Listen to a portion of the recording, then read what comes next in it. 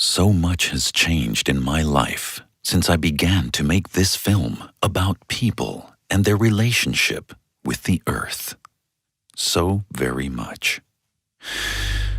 With deep gratitude, I know today that I am a part of this earth and that humankind can once again establish a balance on our planet. A balance that is so important for us simply to be able to live in peace. And this is ultimately what all of us long for.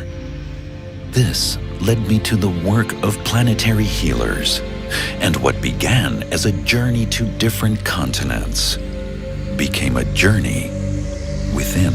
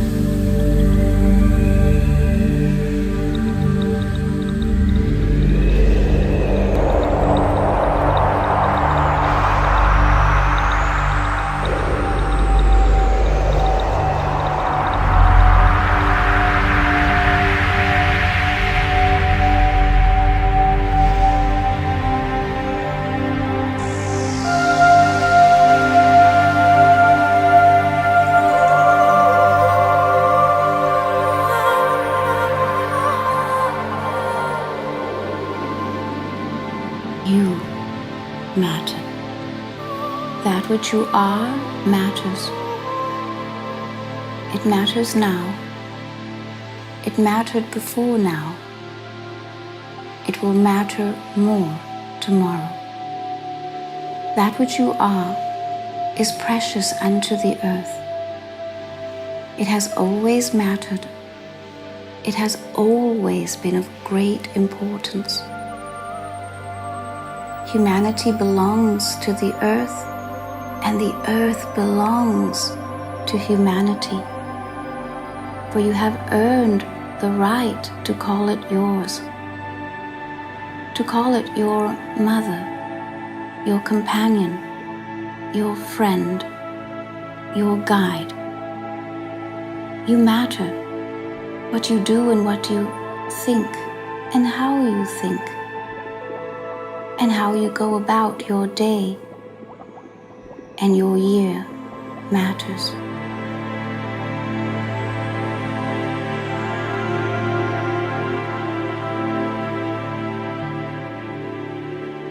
I am a sentience. A sentience is that which knows and is, feels, speaks, thinks, cares, and loves all at once, without exception, without dividing it category by category, without thinking first and acting later. In other words, the earth is sentient without cause and then effect. It is sentient in the moment. That is how the earth can be alive and aware of everything that is taking place upon the earth all at once, to care about every being and the evolution of all things.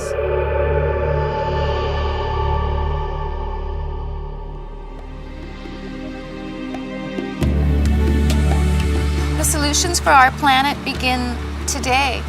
We need to understand that we are the family of man, and it's the family of humanity. Be proud of who you are. We are all given this life at this time within our ancestors that we are here to give, to help one another. So please find that within yourself. We're all here for a very special reason.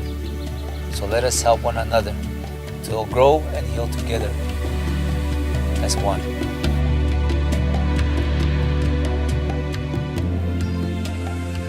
And our purpose here on earth is not to gather goods or to be powerful or to have more money or just to survive. That isn't our purpose. Our purpose is greater than that.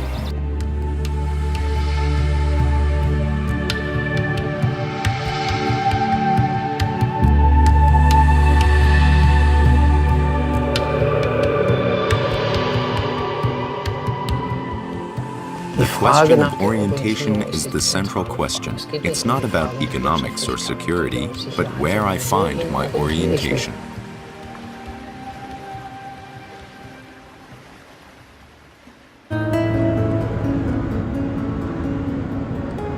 My first journey takes me to Gudrun and David Miller in Arizona. Both share their knowledge of planetary healing with other people in workshops all over the world. And they do the same with me.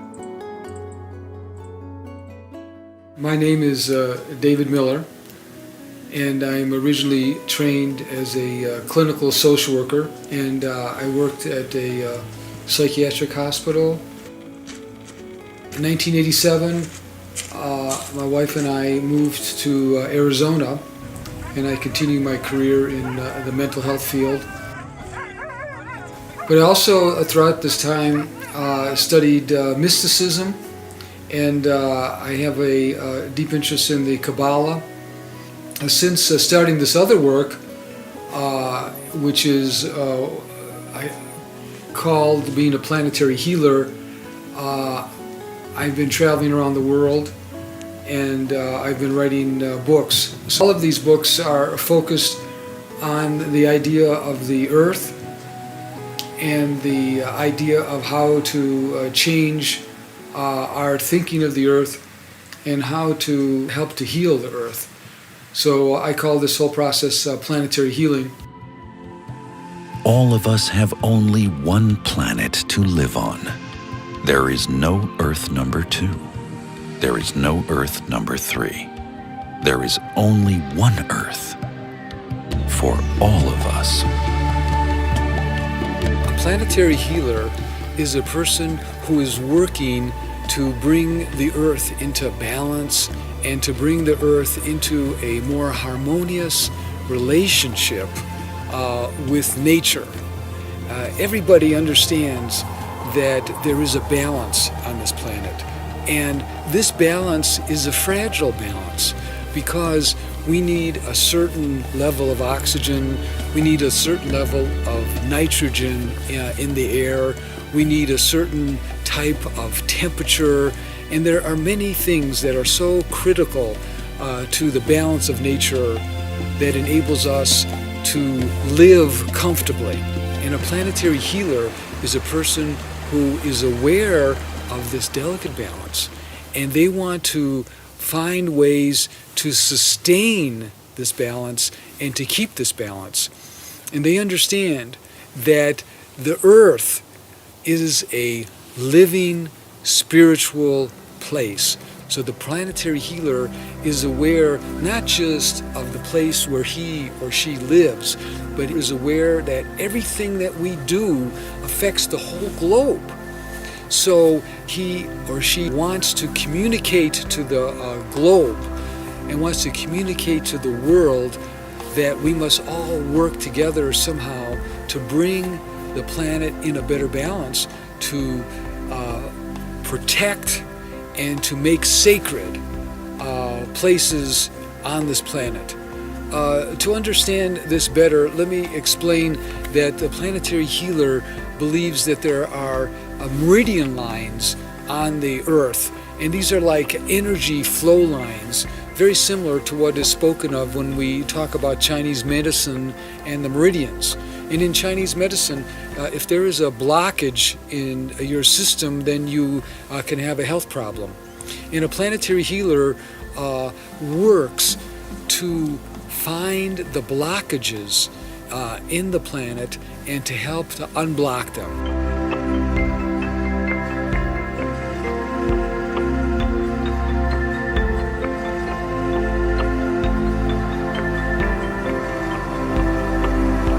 Oi, kakoi ne Ruben Swift kisini yan pahan ma chiu kyang ne mam kasiyan hopi ma chiwa. Good afternoon, everyone. My name is Ruben Swift Senior, and I have a Hopi name, and my Hopi name is Mamkasi, meaning afraid of the bear. But ne Batkingwa, I am from the Water Clan of the Hopi tribe of Arizona. When we were entrusted as given this responsibility to be caretakers of this land, because when you take care of the land, it will take care of you. Now, since we are living in this very modern day of life, we have forgotten a lot of the teachings, even ourselves. So what we see throughout the world today, it is so out of balance, Since we ourselves individually, not just us as Hopi, but many people throughout the world have become so out of balance. So it is also a very crucial but very special time at this time that we have to come back and connect with our inner self, with our ancestors, wherever we come from, so that we can give back, that respect to Mother Earth that we are all living on today.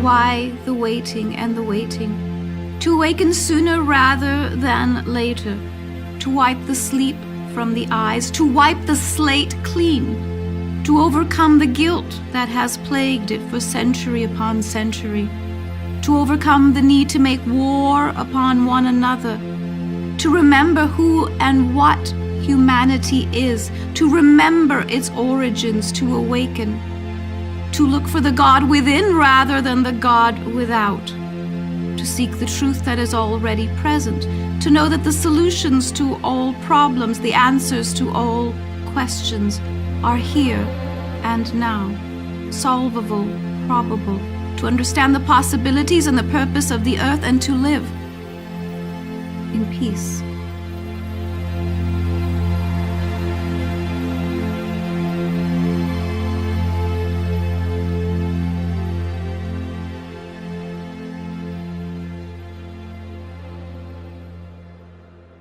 What I feel that must and needs to happen for us to be balanced again and for the world to come back into balance is that we have to take a very good look within ourselves, our own personal lives first.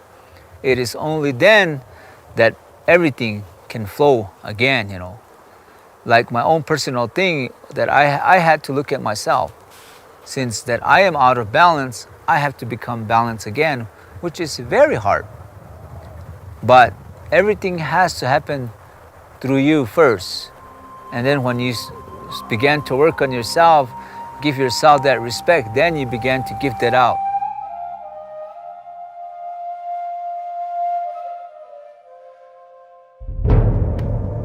Nothing lasts forever. No one lives forever. The flower that fades and dies. Winter passes and spring comes. Embrace the cycle of life that is the greatest love. Go beyond fear. Go beyond fear. Beyond fear takes you into the place where love grows. When you refuse to follow the impulses of fear, anger, and revenge. Beyond means to feel yourself. Start every day singing like the birds. Singing takes you beyond, beyond, beyond, beyond. We need a repeated discipline, a genuine training to let go our old habits of mind and to find and sustain a new way of seeing. Go beyond the rights and the wrongs. Prayer clears the head and brings back peace to the soul. Go beyond to feel the oneness of the unity. Sing. Singing takes you beyond, beyond, beyond, beyond.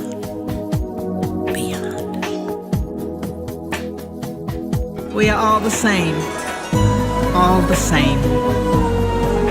Looking to find our way back to the source, to the one, to the only one. Go beyond revenge. The greatest moment in our lives is when we allow us to teach each other. Go beyond to feel the oneness of the unity. Singing.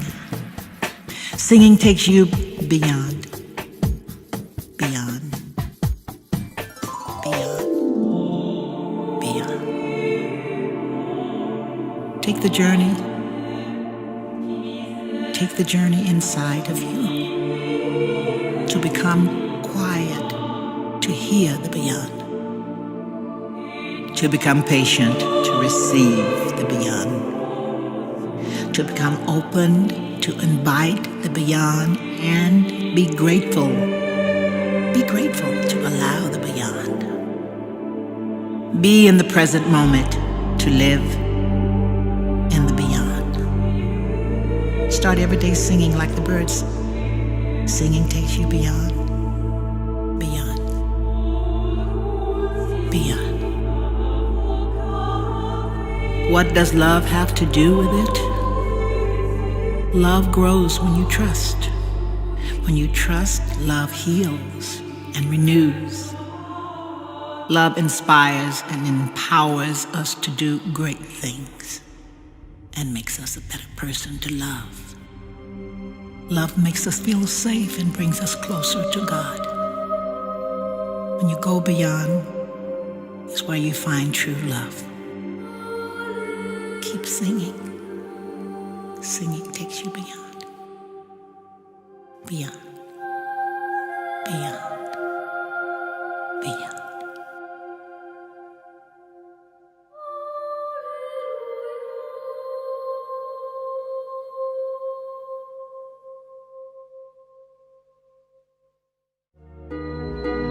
The healing of our planet begins in our hearts.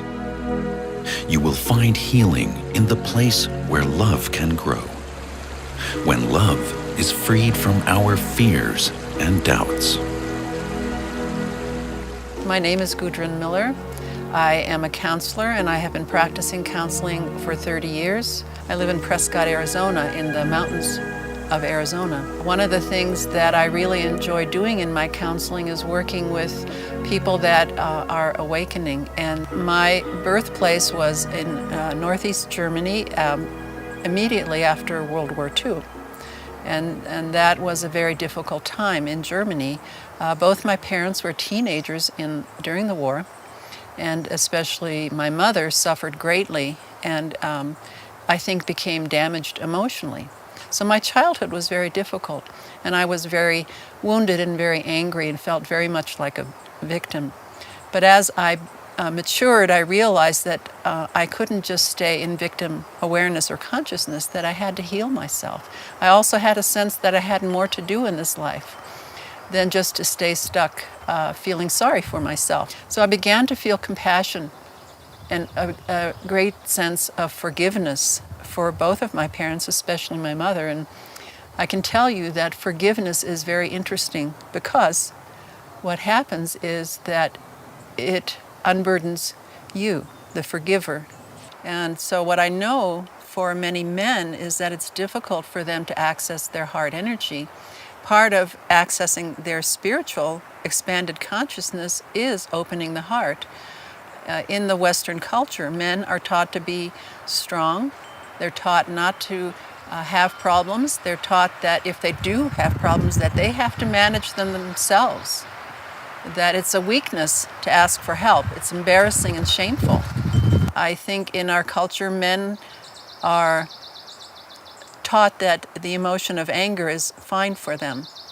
And many of the men that come to me are angry. But I understand also that the reason they have so much anger is because they're not allowed to express their grief, their fear, their sadness, and sometimes not even their joy. They have to be strong. And so I think that would be the message that I would want to give the audience, is that for the men that are watching this, that is, whatever it is that you're feeling is very normal, and it isn't a weakness if you are having difficulty and you are having problems, and that there are ways for you to find help and to get your heart healed. And that would be very important at this time. If your heart is broken or blocked or closed, it's much more difficult to be on this planet at this time. Our heart is the biggest thing. Our mind is very little and minimal to our heart. But when we get in touch with both of them, it becomes one and it becomes much more stronger. So this is my encouragement to everyone that sees this. Feel within your heart. Think within your mind. And find that balance within to give freely, sincerely.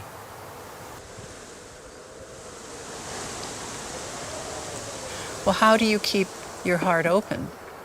Well, all of us have things in our lives that we find pleasure with, such as our family, our friends, our hobbies, our interests, our passions, our pets. There are many things that we can think about that bring us to a place of love, where we begin to feel the love in our heart again.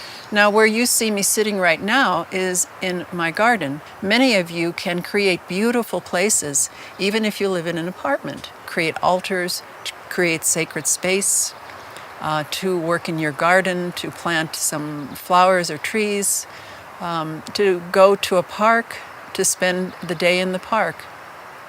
I think nature is one of the most powerful healers for us. Indeed. Humanity must now begin to recognize that the earth belongs to humanity. Who would it belong to? You see, in essence, they claim control over it all, but not responsibility. I'm in control of the situation. I know exactly what I'm doing, except that I might not be doing the right thing. So there is a time of reconciliation that is necessary now, for humanity to see itself reflected in its own light, and that light is earth light. It is for humanity to see its own reflection, its own beauty, its own truth.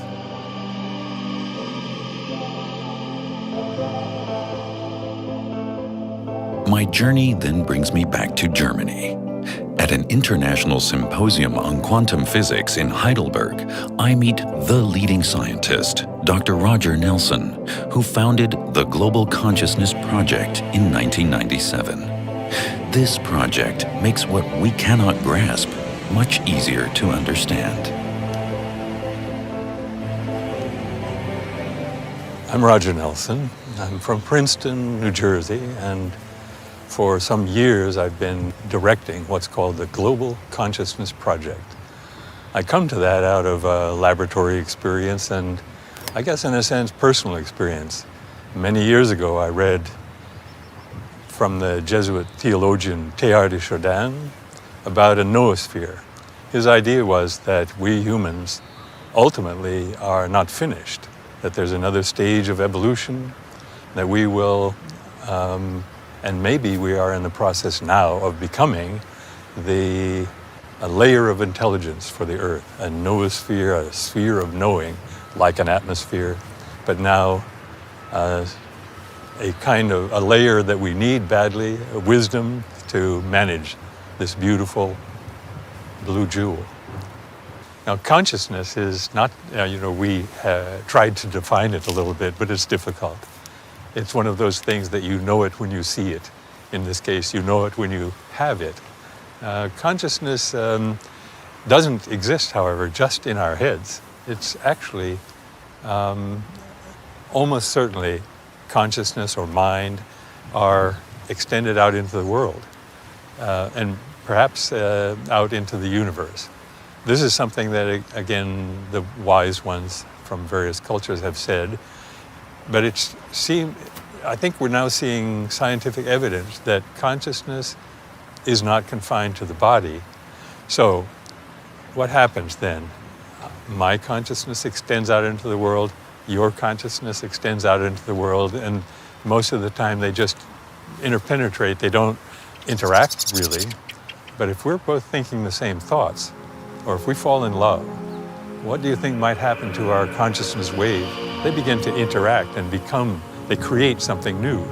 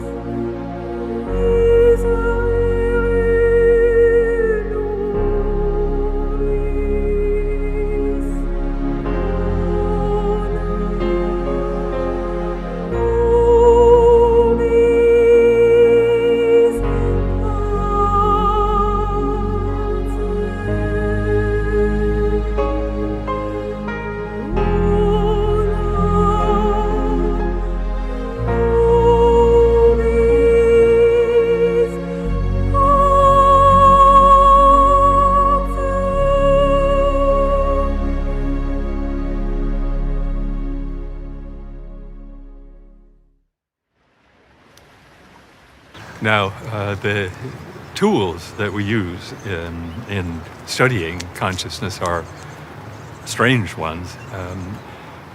One might ask, what kind of instrument do we have to measure consciousness? And the answer is, we don't. So we have to create something. And what we have found in laboratory studies is that if we have a system that's random, that means its future is not determined. It's not even predictable. Such a system has a chance to change. It can change because its future is not determined. So we use very precise instruments called random number generators in order to not exactly measure consciousness, but to register something that happens apparently because of consciousness. We create a sequence of random numbers, unpredictable in principle. No one can know what the next number will be.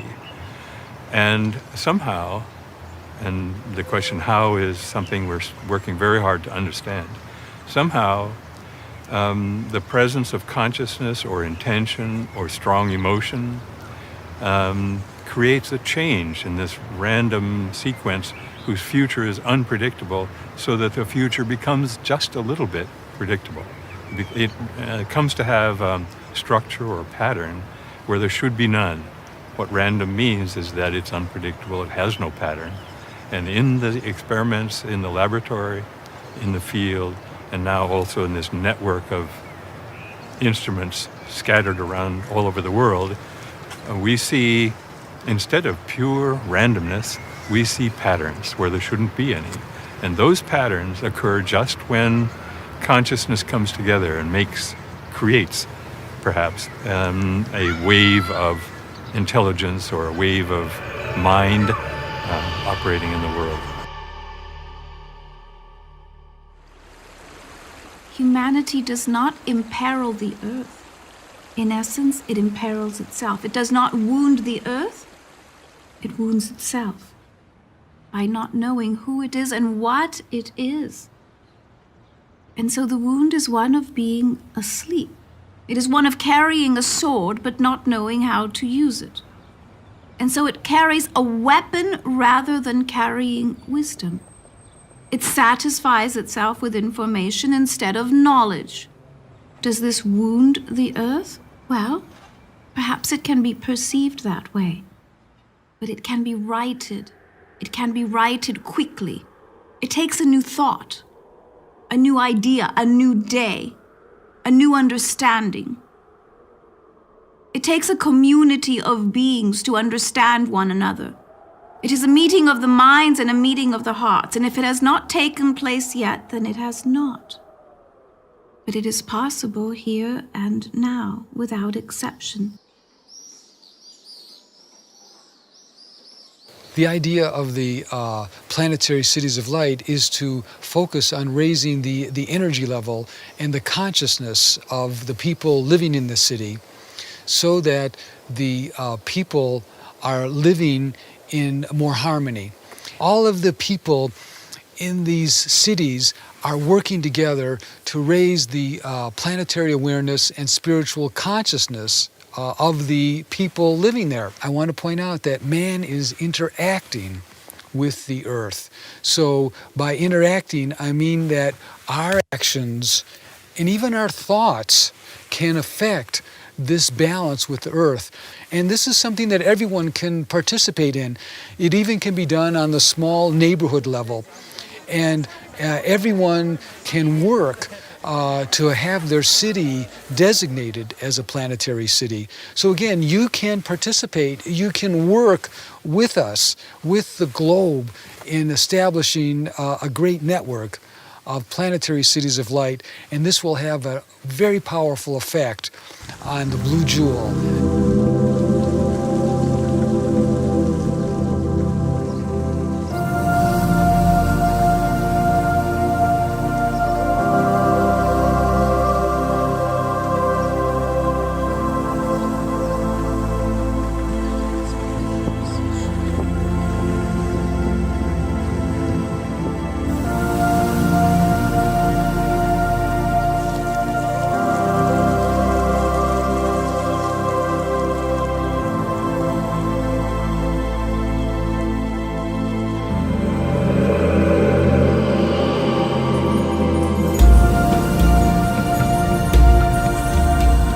My name is Kate Sparks. I just moved from downtown Chicago.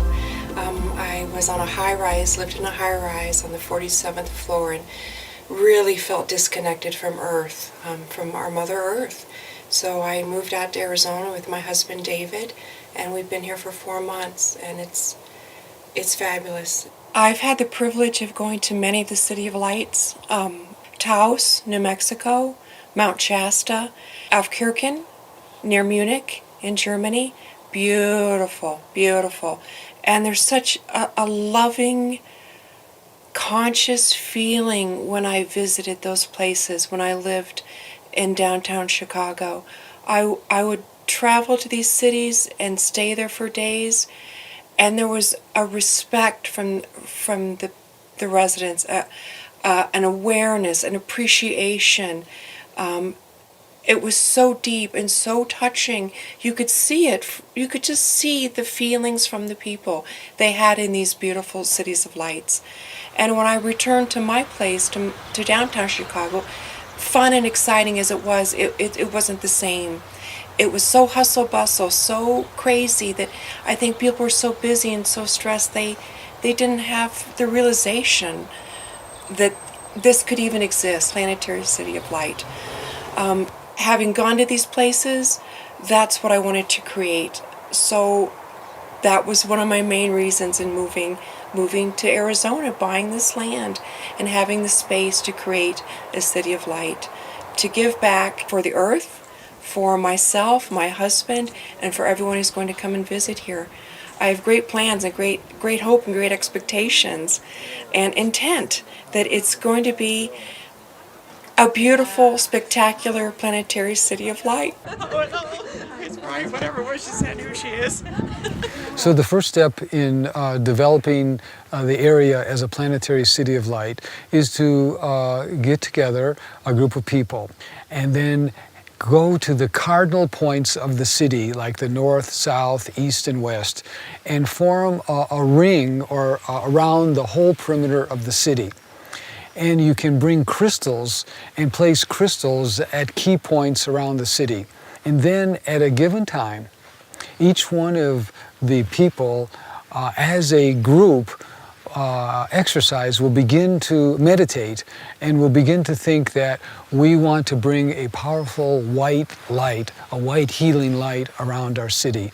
And that this white healing light is like an electromagnetic, attractive energy force, and only higher thoughts of balance and love will now be activated in our city.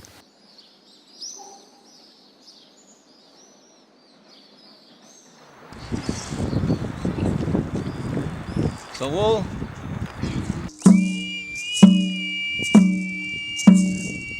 You may also ask the people to sing or chant, because we know that in many of the native exercises, one of the most powerful ways of holding energies and creating energy fields around a certain area is to be chanting.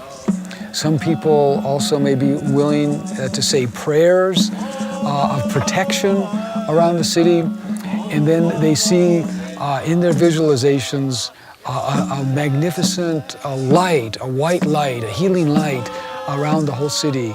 And I want people to also understand that there's a great feeling of joy that they are participating in creating this energy field that will hold the feelings of harmony and love in their city, and that they can feel proud that they are helping their city become a planetary city of light.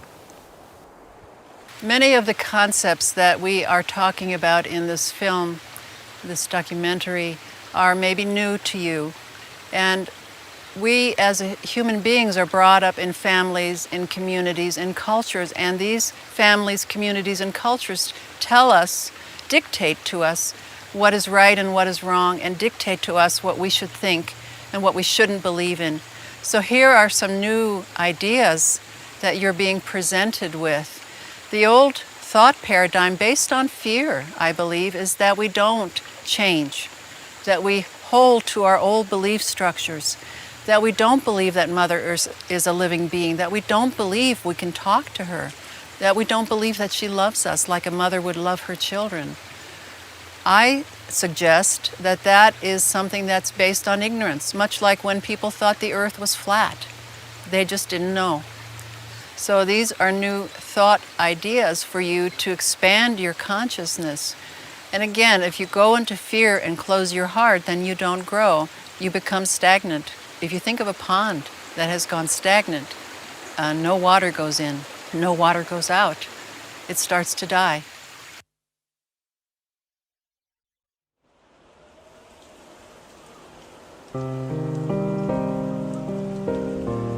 Humanity comes now to a place where it will begin to fear the future. It will begin to fear the earth. It will fear the waters and the waves. It will fear the earth and its rumbles. It will fear the thunders that come from the skies. And it will even fear the water. And it will come a time that it will even fear the stars. Because you see, comes now a time where some of the stars will be seen to fall from the sky. Comes now a time of comets and meteors and asteroids that will be named anew, ones that will be discovered anew in different places. And rather than be amazed by all that can be discovered at this time, humanity will be seen to take 3 steps backwards, and it will recoil from itself in a little bit of fear. It will seem that a fear possesses hearts, and so moments such as can be brought forward in truths such as a new will tell, will bring a peace to humanity then, that the answers indeed are within, that the truths are unfolding just as they have at other times. Matters that this story then unfold so that humanity feels itself safe, even in moments that are insecure.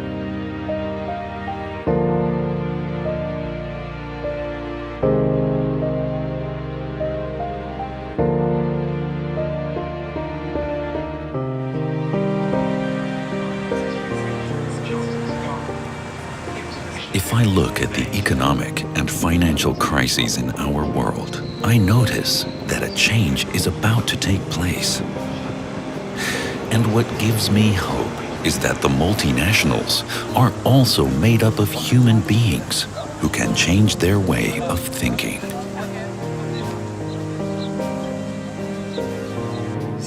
Who is Dietmar Born? I was born in '38, so clearly several stages of my life are now behind me. I studied mechanical engineering. Then I went into and learned management very early on. I was in management for 23 years in many positions. Early on, I discovered the theme of innovation. Innovation is always defined in terms of capital, information, and technology. And you can buy these in from the outside. The most important aspect of change is always people. And if we look at the world today, as we experience so much upheaval, the first thing people are actually looking for is guidance. You can no longer find this guidance outside. It's the same if you look at the upheavals in North Africa and Egypt that are spreading throughout the world. All over the world, we also have the same structures that are being called into question, that are breaking down, and everybody is looking for new guidance. What we are searching for in vain, we ultimately find within ourselves, if we connect again with the cosmic level. Cosmos means order, and that is also the great challenge, trying to bring the knowledge of metaphysics that I have experienced into management as well. Using the philosophy of metaphysics, we lead people to themselves so they can recognize themselves in order to change everything and become whole, become more successful, first within themselves, using these philosophies. I ask Mr. Bourne to name me a company where I can take a look at this new approach. And so I go to a farm in Austria.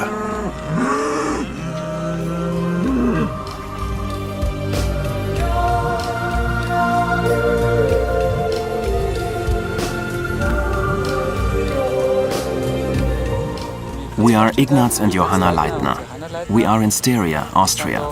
Our main line of business is dairying, and the second strand is forestry, as we have 45 hectares of forest. Almost 20 years ago, I did my master training in agriculture. And as in most agricultural training, it was about producing more for managed and economic production. And we both felt at the same time that we did not want to manage nature. So we came to the organic method. We managed our farm in the Organic Harvesting Association for 15 years. We were very committed there, and in spite of that, we felt after 10 years that we were not completely fulfilled, that there was more to life. Now we try to work our farm according to the principles of diversity and with the understanding and potential of wholeness.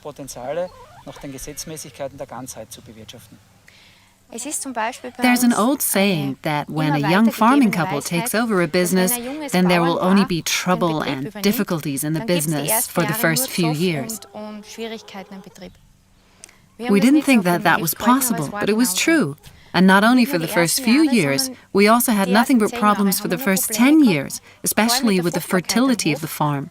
The fertility of the cows wasn't that good, and we got every disease that was going in the barn. Although we were organic, and although we looked after our cows carefully, eventually we got the hint that it might have something to do with interpersonal relationships.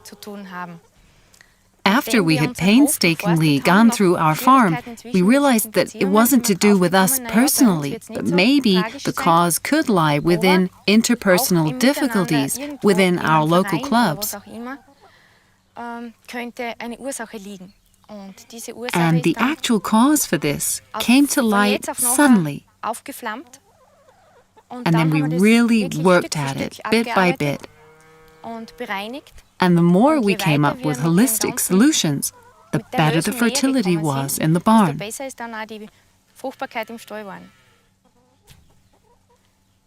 That means that there was truly a direct result. The vibration that had blocked us somewhere also blocked our animals.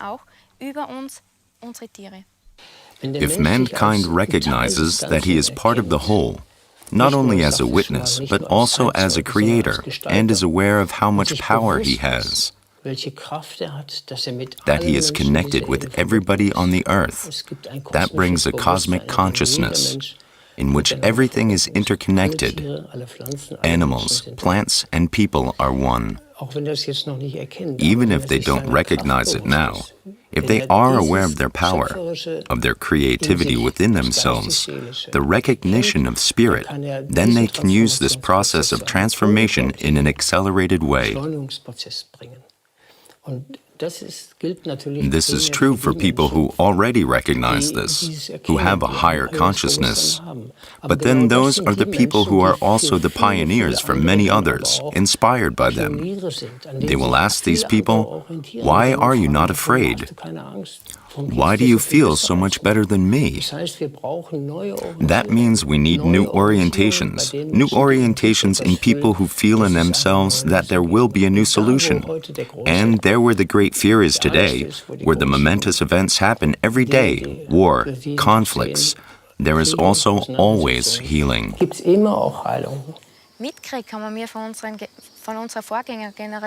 We inherited very strong beliefs from the previous generation.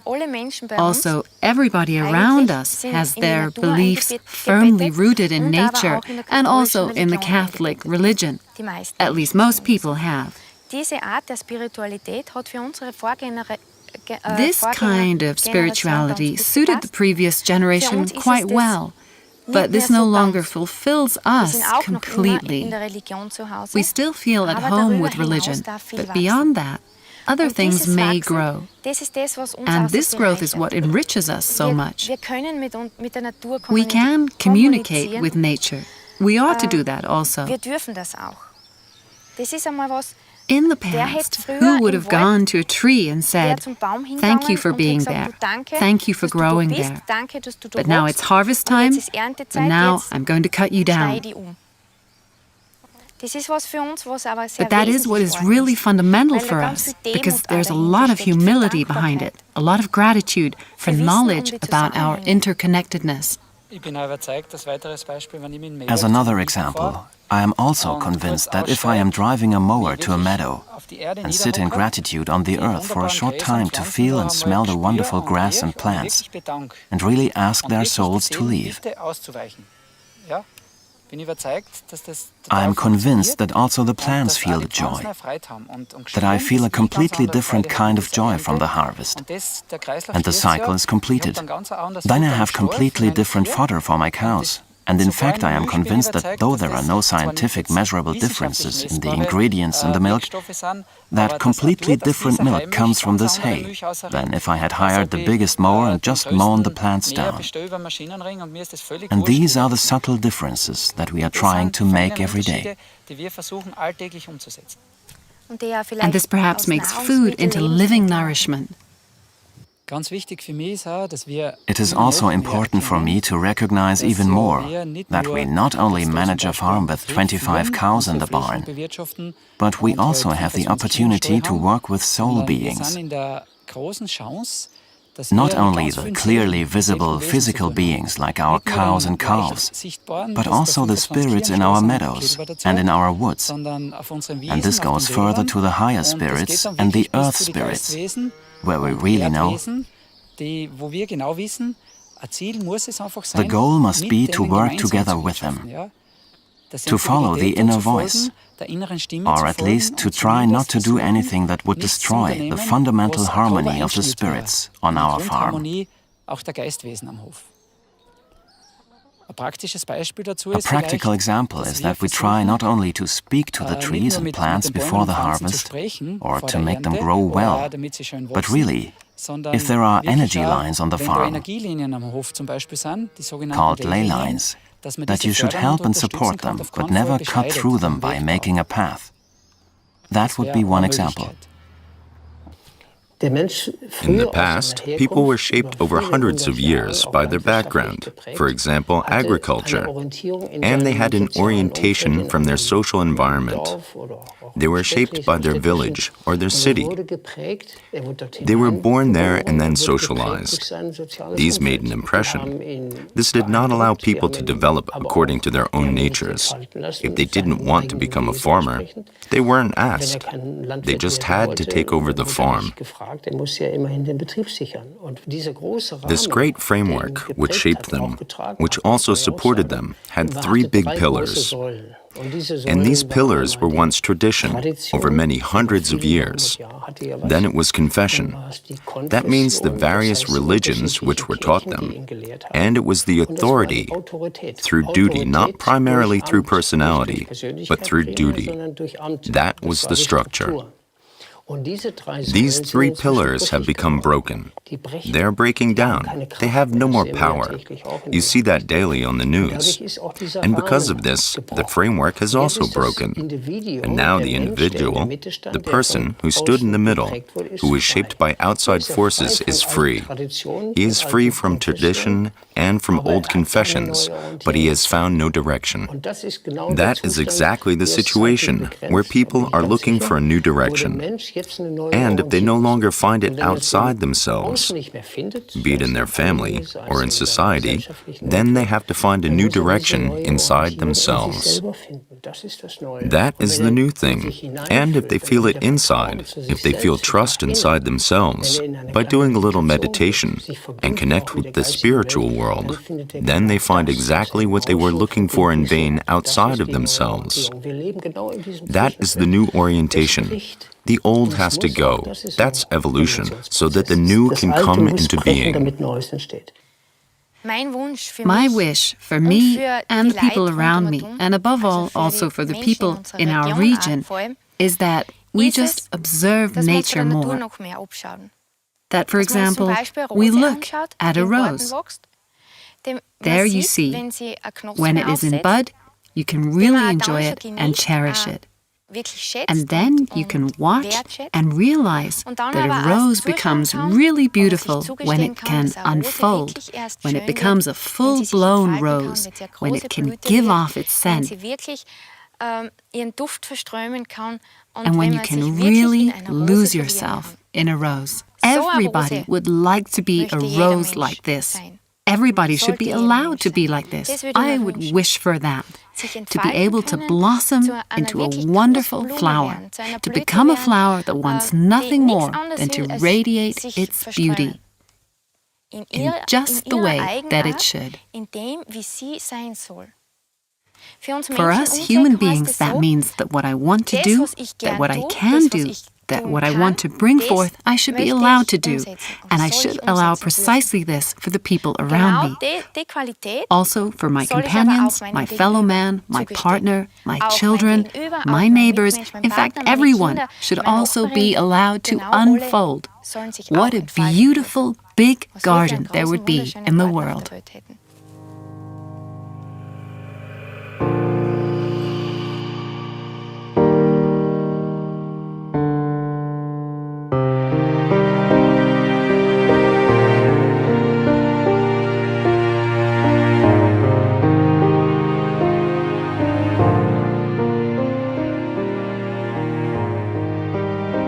One of the last stops on my journey is Lake Como in the north of Italy, where I meet Pepper Lewis. Pepper is an author, and she holds workshops all over the world to bring the wisdom of the earth to mankind. After our conversations, I now know that I am a part of the earth. One of the first things I teach people is to do something that they've always done, but have forgotten that they do. And that's to be aware of their own thoughts, to observe their own thoughts, to observe their life. Because when we observe ourselves, we are more than just participating. We're doing more than just living in the moment. It would seem to us that that would make a dual, observing and participating. But in essence, the two parts that are actually dual merge together into one, and we become something greater than we were in the moment before. What I teach is something that we've always had, which is the ability to be intuitive, the ability to be telepathic with one another. These are things that we've had long and forever ago, but we've forgotten them. We've come to think that we only have 5 senses, 5 physical senses, when we've always had 7. The 6th being intuition, and the 7th being telepathy. And so in the seminars, we become one again. We begin to use these resources again. And the more that we do that for ourselves, we do that with others.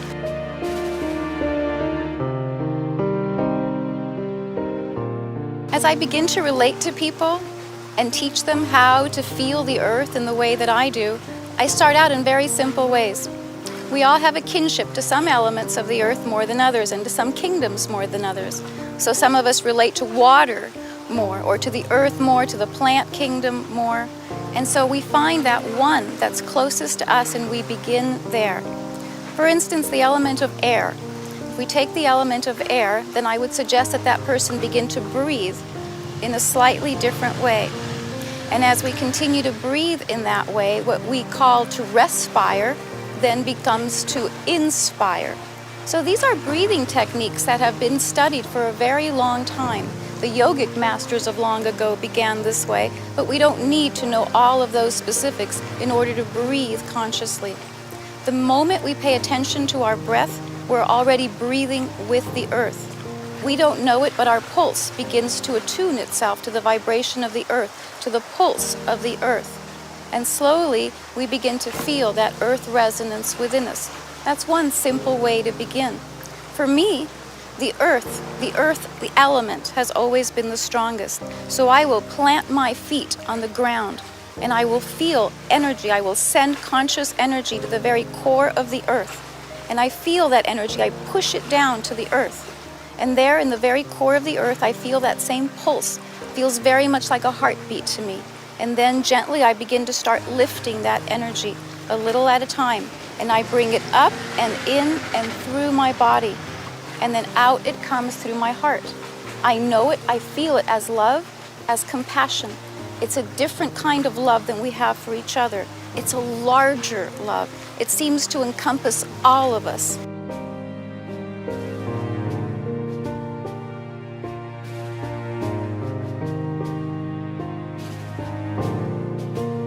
There have been times, more than I care to mention, where I have suffered and I have been sad and lonely and afraid and separated from everything and everyone that I have loved and cared about.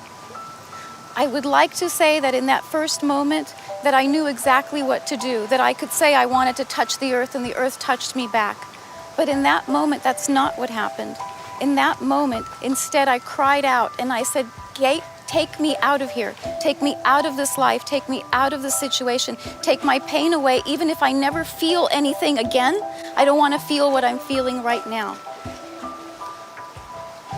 In the next moment, even though everything I was doing was pushing the earth away and pushing away everything that I knew to be true, because I had already been on this path for a while, instead, I felt this great love embrace me from beneath, from around. I couldn't tell you in that moment if it was the earth or if it was an angel or what it was, but something loved me back. Even when I didn't love myself, something loved me. And I remember that moment. I've never forgotten it. And that moment gave me strength. And when I've had other moments like that in my life where I've needed so much more courage than you could receive from me as I explain it to you now, I have remembered in those moments to now trust the earth and trust that something would embrace me.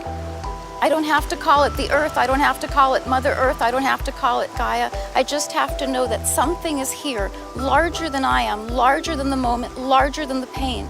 And it will love me, and it will love you in the same way, because I am you. I'm not more special, I'm not different, I am you. The earth is our mother. It's our true mother, it's our only mother. The earth provides everything that we need, all of our clothing, the water that we drink, the air that we breathe, the earth that we walk upon. This is our mother. And if we begin to think of the earth in that way, to relate to our mother in that way, then we'll see things begin to change, and very quickly. They'll begin to change right now.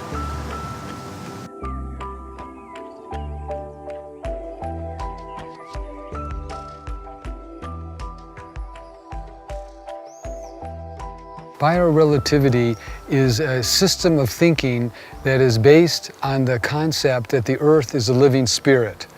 And many people have a name for the living spirit of the earth, and they call this name Gaia. Now, Gaia is a description of the spiritual energy of the earth. In biorelativity, we believe that we as humanity can interact with the spirit of the earth. Then this interaction can change the way the earth is, and a simple way to explain this is that the earth responds. If man is acting to try and be in harmony with nature and be in harmony with the earth, then the earth will respond harmoniously. Everybody knows that the Earth's weather patterns are so complex. Even the most complex computers can't even predict often what the weather is going to be. So we need to gain a greater understanding of the Earth's response. Now, if this holds, then how we act and even how we think will affect Gaia, and we can help the Earth's responses be more in alignment with what our needs are, so that the optimal environment will be able to be stabilized. And that is what will come when we are focused on biorelativity.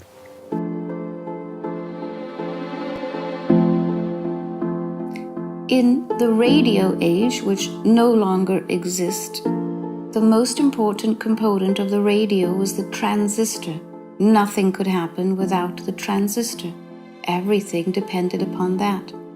Now you are in your computer age and your information age, and you have the semiconductor, the other processors. Nothing can happen. No information can be exchanged or processed without this. It is the most necessary part. Now, think of the earth. What if I said to you that nothing could happen without humanity?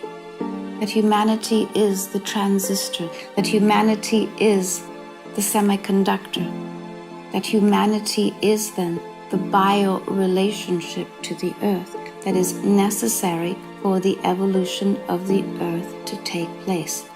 that the relationship between humanity and the earth is that important. Now, that being so, here this answer will confuse you a little bit, because I tell you that it does not matter whether you try to stop a volcano or not. It does not matter whether you tell it to slow or not. It does, however, matter that you recognize that you and the volcanic energy, that matter, are one, that you are made of the same energy. Then it is you that are deciding whether to slow down or speed up. It is you that is moving energy and allowing others to be conscious enough to get out of the way. So you see, you cannot speed up or slow down a volcano. However, because you are one of humanity, you can direct energy, direct the energy of the volcano to be at peace with humanity, in balance with humanity, in balance with the elements. That is where the great learning is. You see, to speed it up or slow it down is an attempt to control it. You will be unsuccessful in this. When you make yourself both at peace and at one with the volcano, then you are free. Then you are free energy. Then you become the director of that energy, because there is no attempt to control.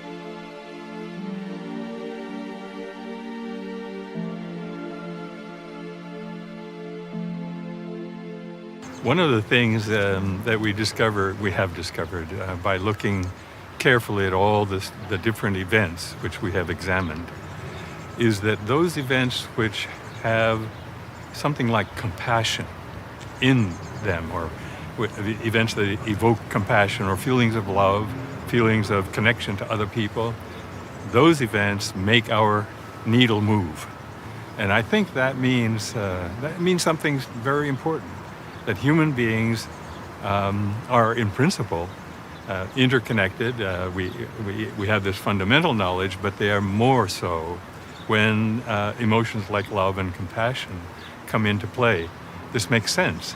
These are emotions which require two people or a group of people. So when we do sort the events by compassion, we find that the more compassion, the bigger the effect. Less compassion, a smaller effect. And I think, I have to say, I was so deeply surprised when we looked at fear in the same way. The more fear, the smaller the effect. Not bigger, but smaller.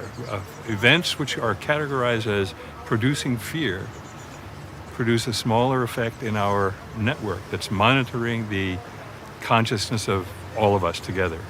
Why? How could this be? And I think the answer, when you think back on how compassion requires two people, fear doesn't. Fear, I draw into myself, I run. I don't connect with other people, instead I protect myself. So I become isolated by fear. Fear isolates us. Compassion and love bring us together.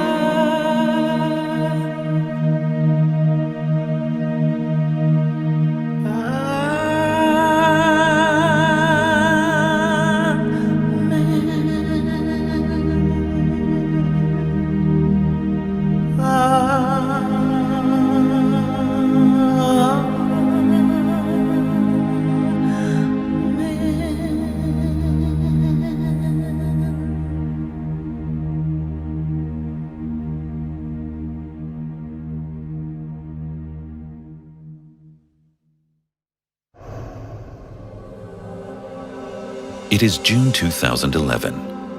What if we human beings, using biorelativity, could bring rain to the Earth at a specific time with our thoughts?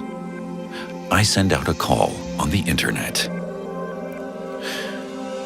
To eliminate, as far as possible, the likelihood that rain will come naturally, the rain experiment should take place on August 14th from 3 to 4 p.m. in the Sahara. A video animation of the visualization is made to help the participants to better prepare to bring rain to the south of the city of Duz in Tunisia. Within 6 weeks, over 2,000 people from more than 50 countries around the world sign up to take part from wherever they are on the day. Overwhelmed by this enthusiastic response, I ask the people to feel and sense the rain in the desert, and to send loving thoughts into the raindrops, as well as to the other participants. I also ask Dr. Roger Nelson to observe it using his network. Those that participated in the experiment, as you will call it, are ones that in some way became aligned with the element of water.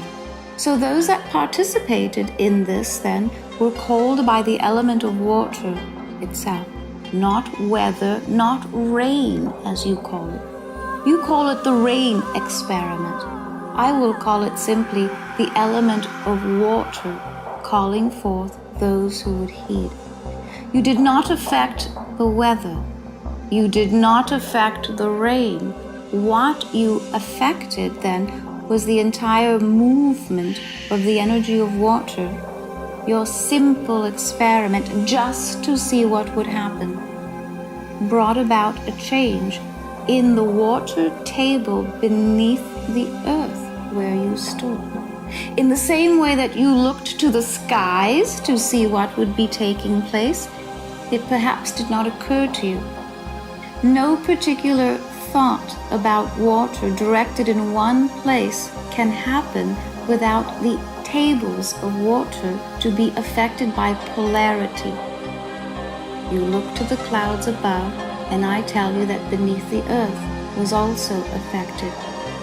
Not a change in the weather necessarily, but an activation of all of the water tables in everywhere that attention was placed. Now, what does this tell you? First, that you can call this a success, even if in ways different than you imagined. Second, that humanity is capable of affecting great change, not only in its own local environment, but in others as well. Third, that consciousness, when acted upon, when moved by one and by oneness, carries a great and potent power. Fourth, that the element of water cannot act alone. Therefore, if you call upon water or weather, it affects air, it affects earth, and even, sweet one, something that you did not conceive of, that the water that you called upon, while it may not have rained where you were, water came about to put out fires raging in other parts of the planet. That what you called upon the element of water set aside some peace so that fires did not burn elsewhere. You acted upon the element of water, and all of the others were affected in the process. You called upon rain, and water extinguished fires elsewhere. You called upon the skies, and the tables of water beneath your very feet were stirred into action. Imagine what else could be brought forth with humanity's awareness upon this experiment or this action. Those indigenous beings of long ago that would do a rain dance, oh, it was so much more than that. They called upon the seasons and called them into action. They called upon the consciousness of every element to take effect, and you have done the same. On this graph, the blue line shows what the scientists' computers predict will happen. The red line shows the consciousness or thoughts of the participants.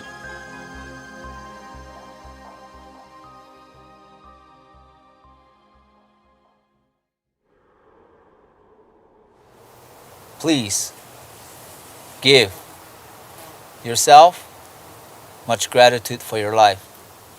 Find whatever you need to do in your life to help yourself, and that will benefit many others, and that will resonate through Mother Earth, Father Sky, and throughout the universe. We are all part of the family of man, the part of mankind, humankind. And we carry this. You are my brothers, you are my sisters, you are my cousins. And the earth is our parents. And I want to leave you with that we all walk this spiral together. We dance the same dance together. We will all come to meet each other in some way and at some point. And if we can just know that now, then we won't greet each other as strangers. There won't be boundaries between us. We might speak a different language, but we will recognize each other. I have greeted people and say, I know you. And they've looked at me in that same way and they say, I know you. So I would like to look at all of you now and say, I know you, I feel you. And thank you for sharing this planet and this lifetime with me. Thank you for being part of my life, my truth. Let me honor you. Let me share this moment with you. Let me open my heart to you. And let me feel the same from you. Thank you.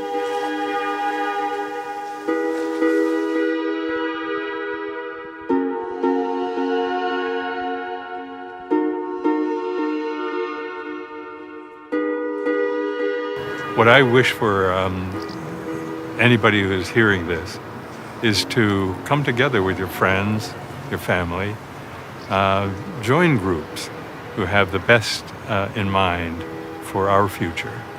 Help out with creation of a new and very beautiful world.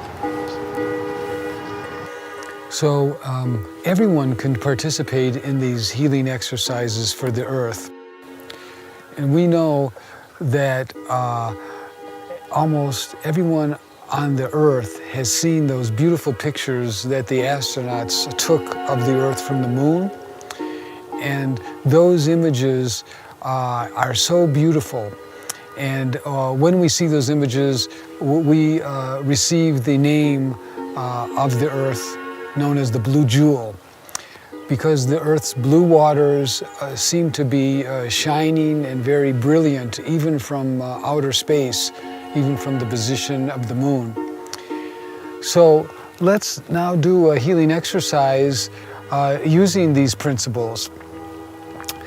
So wherever you are, I'd like for you to listen to my words, and if you like, you may close your eyes as you hear these instructions. Visualize the Earth as the Earth was seen by the astronauts, beautifully standing in outer space with the white clouds and the blue waters. And as you are seeing this image, begin to think of the beauty of our planet, and think of the harmony and the balance that was necessary to keep all of our life forms going, all of the beautiful forests, the beautiful oceans, the beautiful air, our skies. And as you are visualizing now our Earth, send the thoughts that the forests are thriving, that the oceans are flowing very strongly, that all of the ocean currents are going in the most powerful ways that are most helpful. Think that the oceans are in a temperature that is most perfect for calmness, so that there are no powerful storms being formed, but only the necessary energy to sustain and help us live in balance. Think of the earth and the plates of the earth being calm and not shifting rapidly, but only being in a state of harmony and balance with us. Think of the air on this planet, that the air currents are flowing very gently and in a way that is in most harmony with our needs. And think of all the beautiful rivers and streams that are on the earth. And see these rivers and streams flowing gently but strongly. And think of the beautiful and sacred spots on the earth. All the wonderful beauty of the mountains and the valleys, the beautiful rock formations that are on our planet. And think of all the beautiful beings that are living in our oceans, the whales and the dolphins, for example, the many fish. And think of all the beautiful animals and plants that are alive. And visualize and think of this beautiful energy field that we call the biosphere. And that this biosphere is a force field, a life force energy that sustains all living beings, plant and animal, even the insects, of course. The bees are all part of this biosphere. And send this thought of balance and harmony to the blue jewel. For your thoughts and your energy of balance and harmony can be received by the spirit of the earth. And take a deep breath. And as you do this exercise, know that you are connecting with the spirit of the earth. You are communicating joyful thoughts of harmony and balance so that the earth can be openly receptive to your harmony and your thoughts of balance.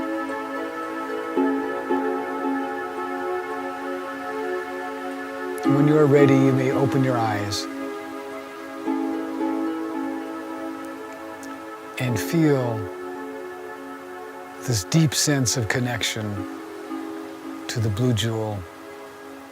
And know that your thoughts and your energy of healing and balance can make a difference for the healing of our planet.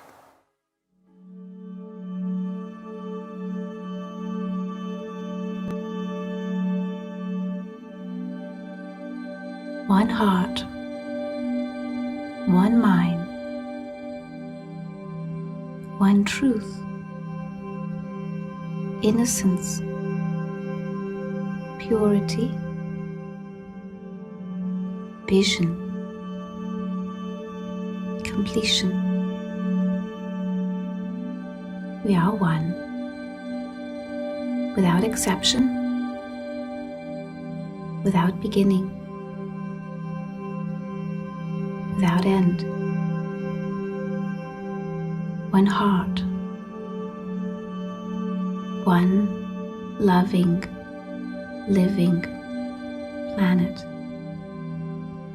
Loving, living humanity.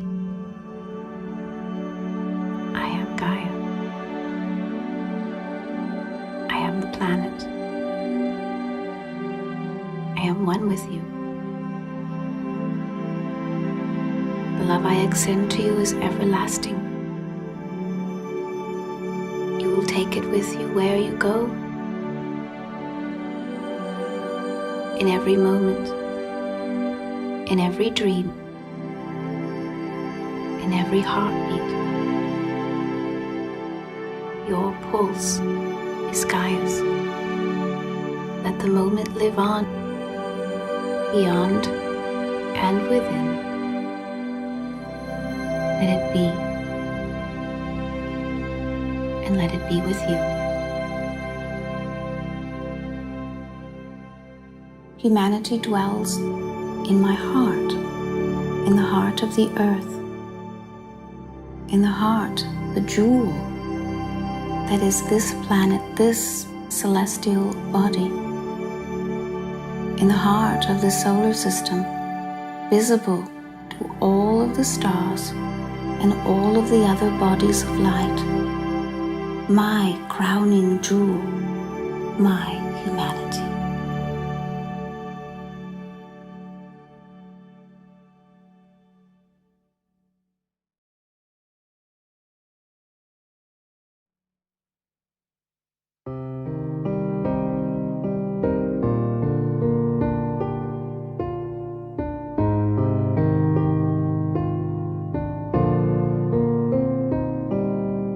Everything you need inside of you, the magic of your life inside of you, the love in all your life is shining through you, the key to everything, it is inside of you.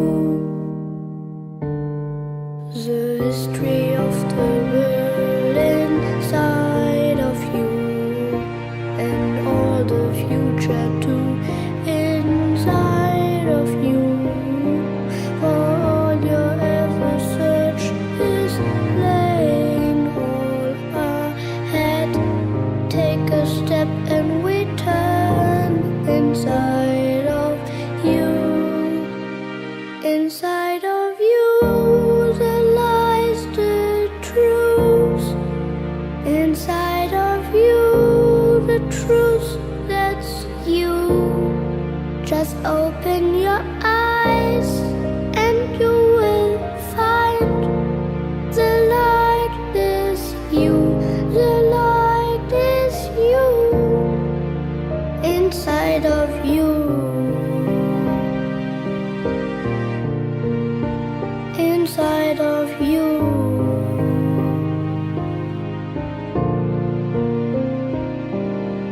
Everything you need inside of you, the magic of your life inside of you, the love in all your life is shining through you, the key to everything is true, the light is you. Inside of you there lies the truth. Inside of you the truth, that's you. Just open your eyes and you will find the light is you. The light is you. Inside of you. Inside of you. The love lies in you.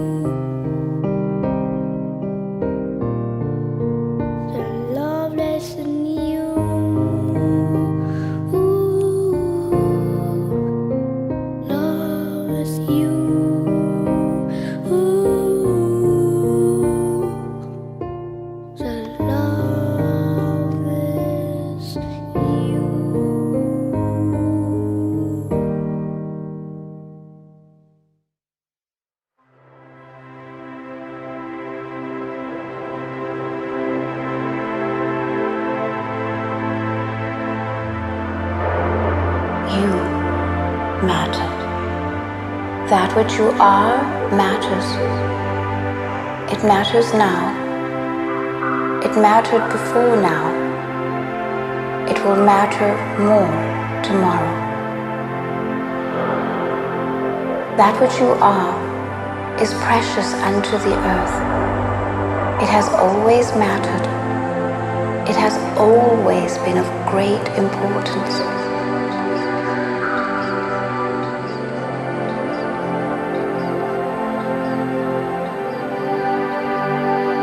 Humanity belongs to the earth, and the earth belongs to humanity. For you have earned the right to call it yours, to call it your mother, your companion, your friend, your guide. You matter. What you do and what you think, and how you think, and how you go about your day and your year matters.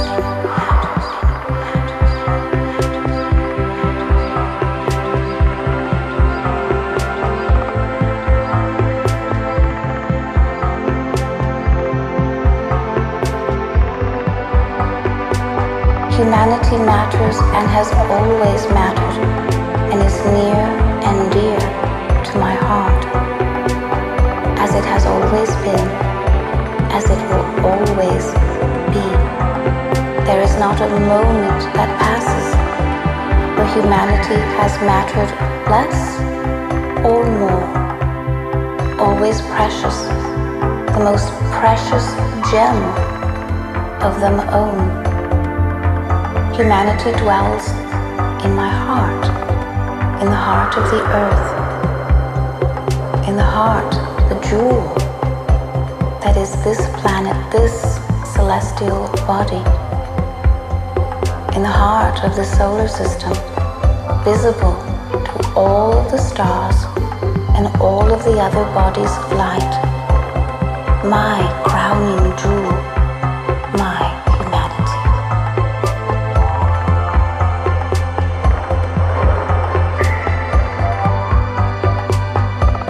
You matter, you matter, you matter, you